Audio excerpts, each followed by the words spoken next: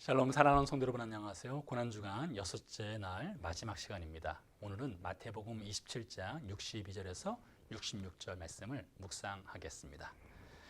그 이튿날은 준비일 다음 날이라.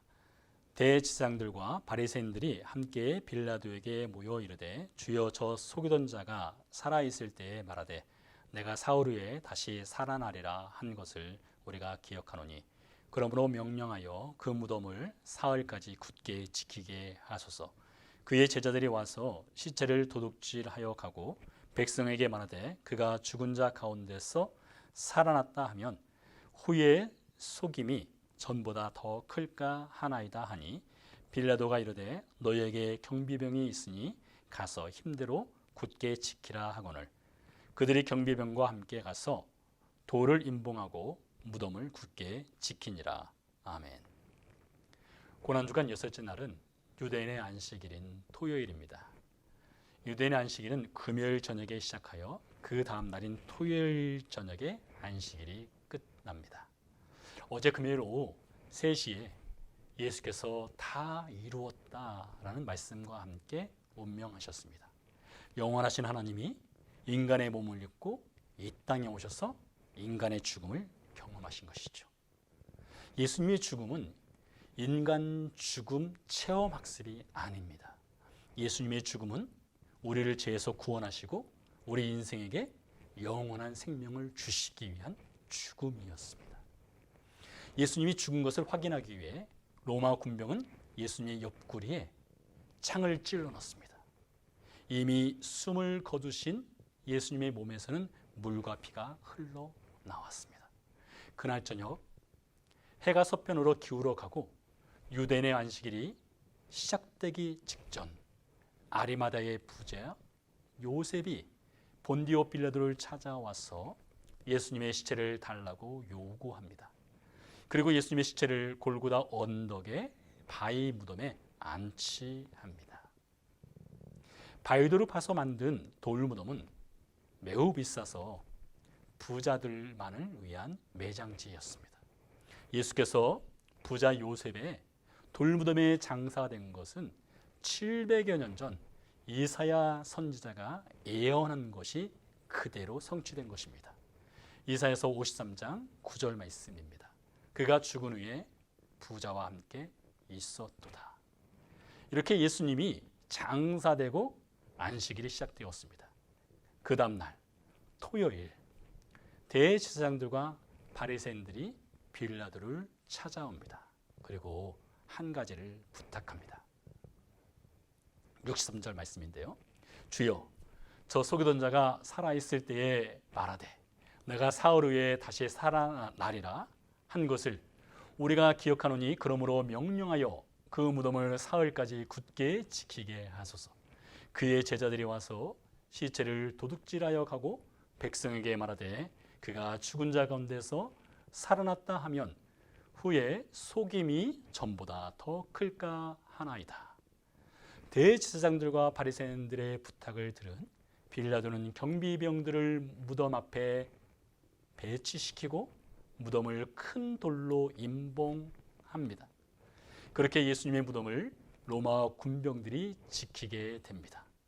그런데 이렇게 돌로 임봉하고 로마 군병들이 예수님의 무덤을 지킨 것이 오히려 예수님이 죽음 가운데서 부활하셨음을 더 확실하게 증거하는 계기가 됩니다. 예수님을 속이는 자라고 하였던 제사장들과 바리새인들은 직접 돌로 무덤을 임봉하는 것과 로마 군병들이 무덤 앞을 지키는 것을 그들의 두 눈으로 보고 알고 있었습니다. 그래서 그들은 그 누구도 제자들도 예수님의 시체를 훔쳐갈 수 없다는 것을 잘 알고 있었죠. 그런데 사흘째 되던 날 무덤 문은 열렸습니다. 로마 군병들은 도망을 쳤습니다. 대제사장들에게 가서 예수님의 부활하셨음을 직접 증언하게 됩니다. 로마 법에 따르면 감옥을 지키는 군병이 죄수의 탈옥을 막지 못할 경우 형벌을 받거나 심지어 사형을 당할 수도 있었습니다. 예수님의 무덤을 지키는 경비들 역시 그들의 목숨을 걸고 지키고 있었던 것입니다. 그래서 예수님의 부활 후에 대제사장들에게 달려가서 있었던 일을 낱낱이 다 고하고 자신들의 생명을 구해달라는 부탁을 하게 됩니다. 이를 통해 예수 부활을 직접 목격한 군병들이 예수 부활이 거짓임을 증명하려던 대제사장들과 바리새인들에게 예수 부활의 목격자가 되었고 그 부활 소식을 전하게 된 것이죠. 우리는 이 역사적 사건을 통해 두 가지를 묵상할 수 있습니다. 첫째로, 하나님은 자신의 아들을 십자가에 못 박혀 죽도록 주도한 대제사장들과 바리새인들을 여전히 사랑하시며 그들에게 구원의 은혜 베푸시기를 주저하지 아니하신다는 것입니다. 이들은 하나님의 원수처럼 행하였습니다. 그러나 하나님은 그들을 여전히 사랑하시고 부활의 소식을 듣게 하셨습니다. 우리가 성경을 묵상할 때 성경 속의 인물들을 타자가 아닌 우리 자신을 투영하여 보는 영적 시각을 소유해야 합니다. 남 이야기가 아닙니다. 우리 자신의 이야기입니다. 유대인의 역사가 아닙니다. 우리 인생의 역사입니다. 우리가 대제사장들과 바리새인들처럼 예수님의 부활을 믿지 않았던 때가 있었습니다. 대제사장들과 바리새인들이 예수님을 속이는 자라고 말한 것처럼 우리도 예수님에 대한 오해와 믿지 않음의 불신앙 속에 살았던 적이 있습니다. 그러나 하나님은 우리에게 구원의 은혜를 베풀어 주셨습니다. 우리에게 부활의 소식을 전해 주셨습니다. 그리고 믿게 하셨습니다. 둘째로, 돌로 막았던 무덤, 로마 군병들이 지키는 예수님의 무덤이었지만 그 어떤 것, 그 무엇도 하나님의 계획과 뜻을 막을 수는 없습니다. 하나님은 인생이 아니죠. 시건하는 분이 아닙니다. 이랬다 저랬다 하시는 분이 아닙니다. 돌로 무덤은 막을 수 있습니다. 경비병을 세워 지킬 수는 있습니다. 그러나 예수님의 부활은 막을 수 없습니다.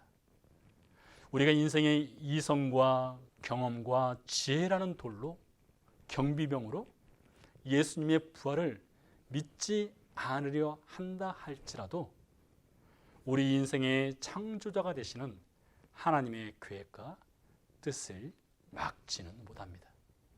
혹 우리가 성경의 기적이나 예수님의 부활이나 성경 말씀을 믿지 못한다면 이는 마치 무덤 문을 돌로 막은 것과 같은 것이며 무덤 앞에 경비병을 세운 것과 같은 것입니다.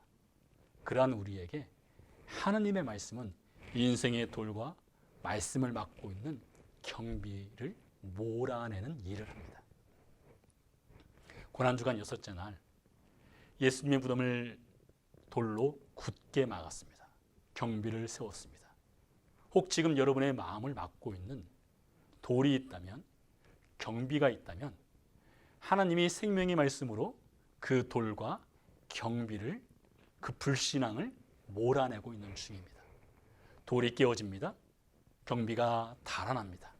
머지않은 훗날 허다한 제사장들도 바리새인들도 예수님의 부활을 믿고 예루살렘 교회 성도가 되었습니다. 그 믿음의 날이 반드시 옵니다. 늘 말씀 앞으로 여러분의 귀와 눈과 마음을 가져오십시오. 하나님이 하시는 일을 기대하십시오. 돌과 경비병 같은 것이 밀려나고 깨어지고 물러날 것입니다. 기도하시겠습니다. 살아계신 아버지 하나님, 감사합니다. 우리 마음에 불신앙의 돌과 경비병이 있다면 하나님 말씀으로 몰아내고 깨어지게 해 주시옵소서. 그래서 우리 역시 예수 그리스도의 부활의 증인이 되게 해 주시옵소서. 감사드리며 예수 그리스도의 이름으로 기도드렸습니다. 아멘. 한 주간 동안 고난주간을 맞이해서 함께 말씀으로 묵상해 주신 모든 성도님들께 감사드리고요. 저는 다음 주에 빌립보서로 다시 찾아뵙겠습니다. 감사합니다. 안녕히 계세요.